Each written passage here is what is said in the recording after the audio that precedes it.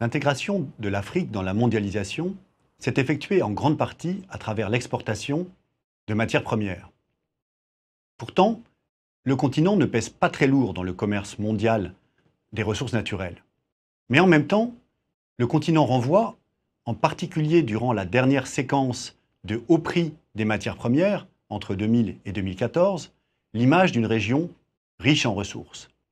Il s'agit ici de comprendre pour quelles raisons un grand nombre d'acteurs extérieurs s'intéressent aux ressources naturelles africaines. On commencera par confronter les représentations communes avec la réalité des potentiels africains en ressources naturelles. Puis, on essaiera d'expliquer les raisons de l'attractivité africaine pour les investisseurs extérieurs. Enfin, on montrera pourquoi l'Afrique est parfois considérée comme la dernière frontière de la mondialisation contemporaine. L'Afrique est-elle riche en ressources naturelles qui feraient défaut ailleurs?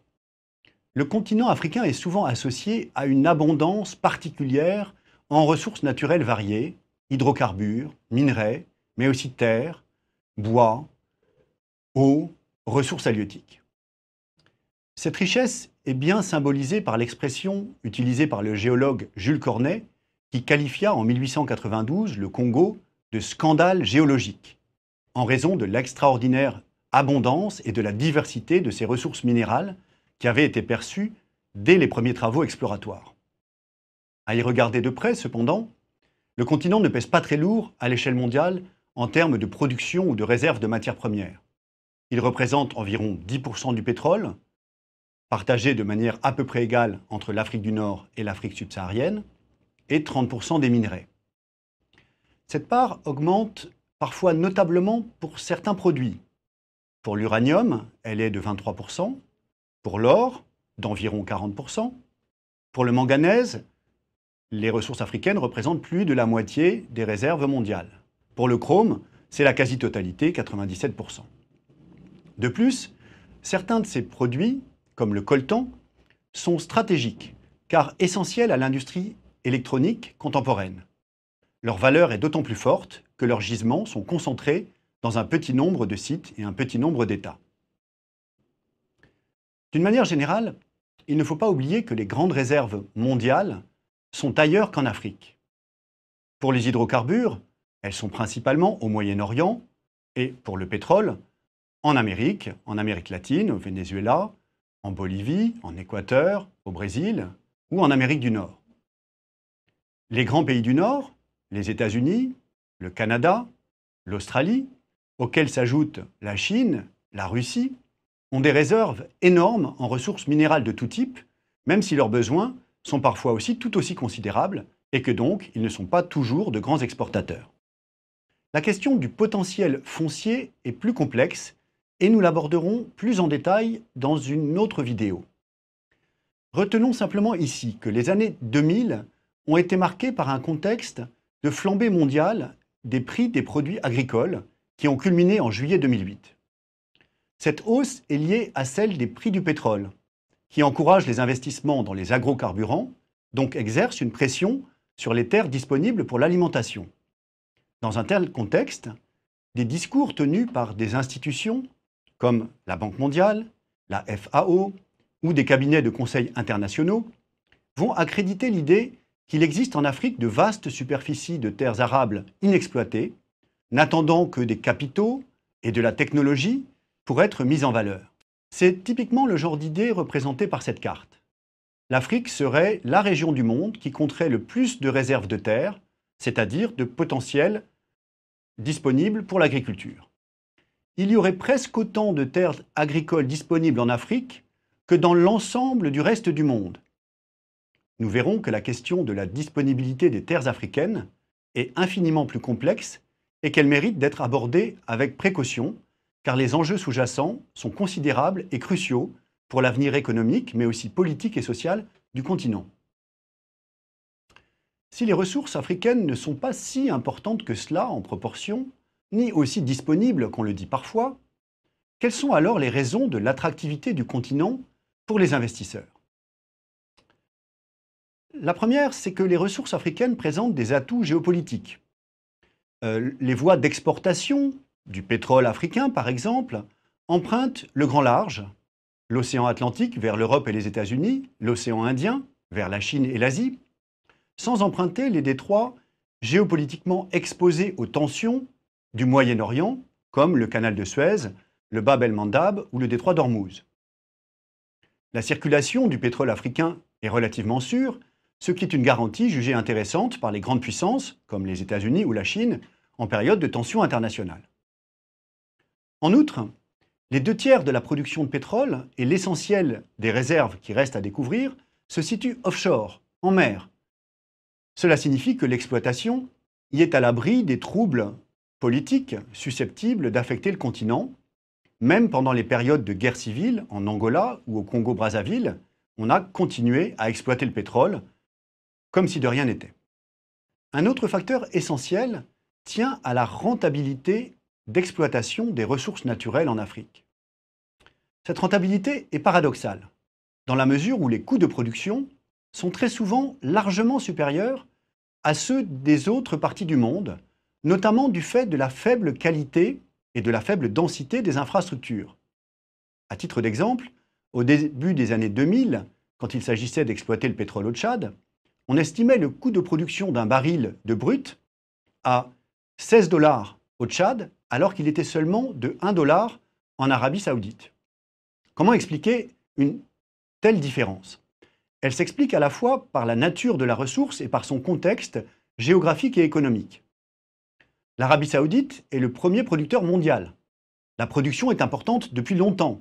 Les infrastructures sont modernes et denses. Le pétrole est accessible, en abondance, à faible profondeur. Il est aussi de bonne qualité.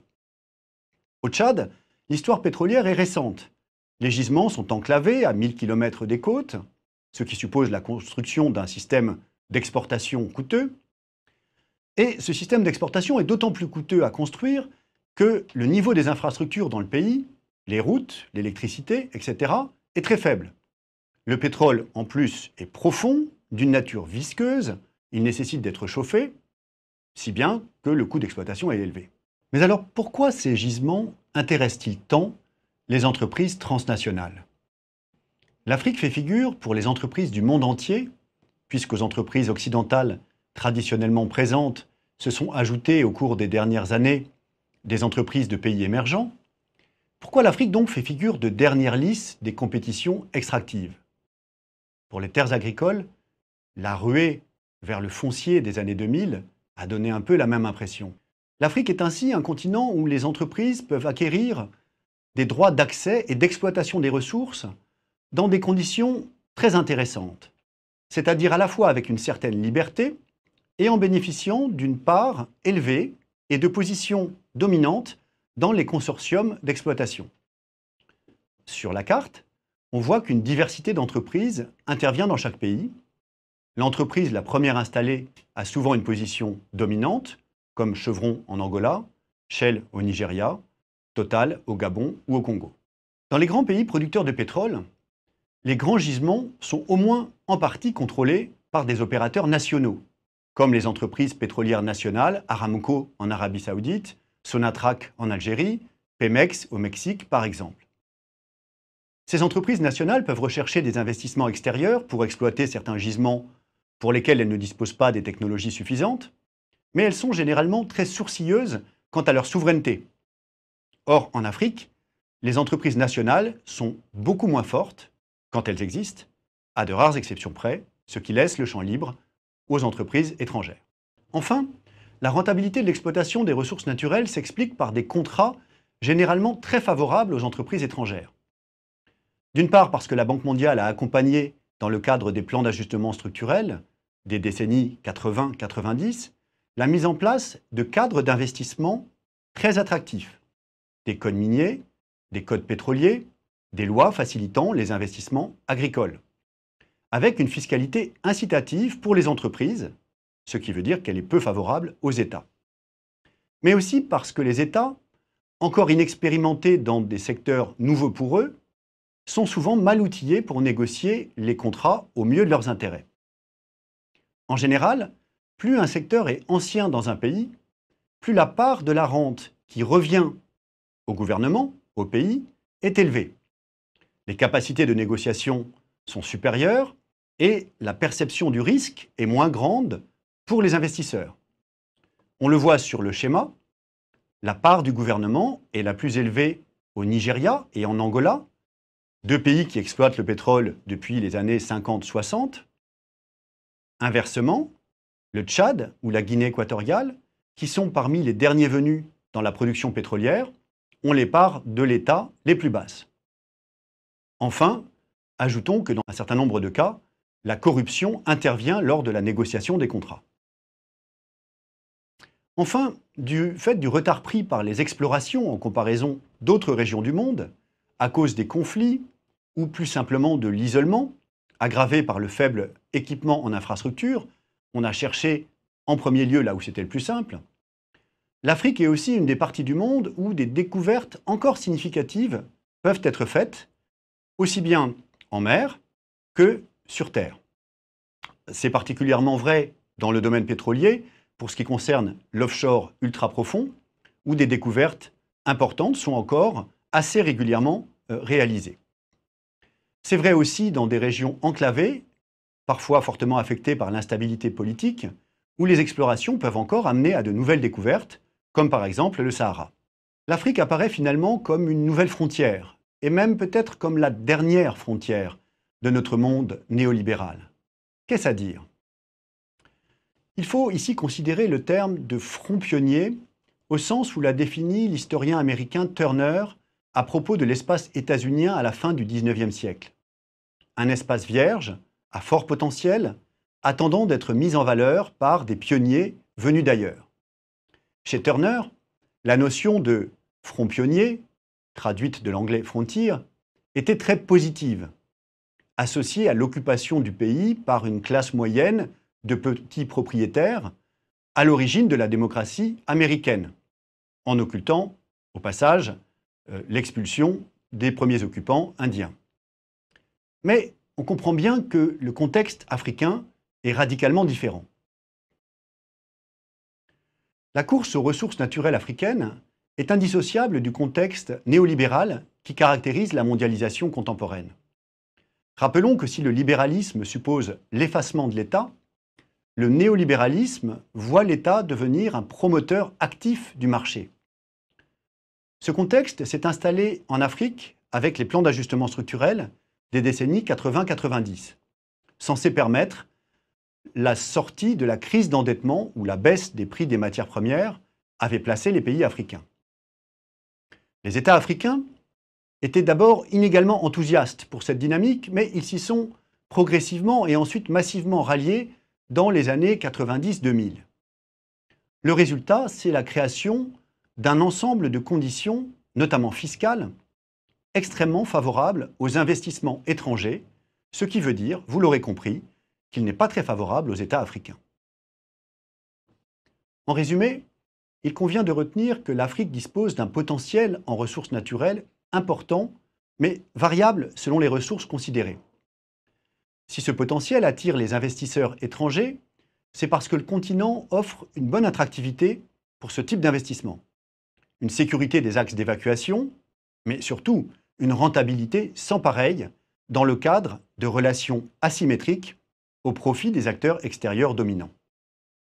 À tel point que l'Afrique apparaît comme un front pionnier et même peut-être comme la dernière frontière de la mondialisation néolibérale, ce qui ne va pas sans poser des questions brûlantes concernant les relations entre les acteurs africains, les États, la société civile, les populations et les acteurs extérieurs, mais aussi concernant les relations entre les acteurs africains entre eux-mêmes à propos de leurs relations avec les acteurs extérieurs.